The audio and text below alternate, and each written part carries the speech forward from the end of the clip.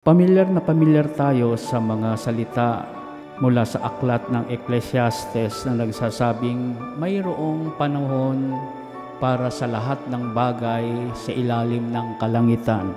May panahon para magtanim, may panahon para mag-ani, may panahon para sa giyera, may panahon para sa kapayapaan.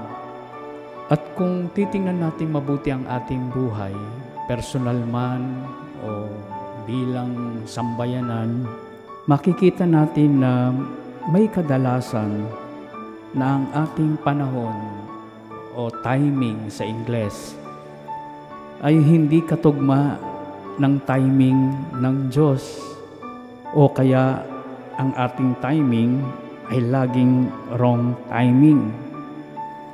May mga pagkakataon na kinakailangan nating makinig, pero mas pinipili nating magsalita ng magsalita.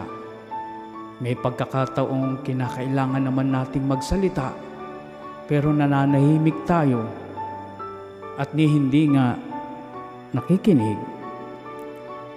There is time for everything.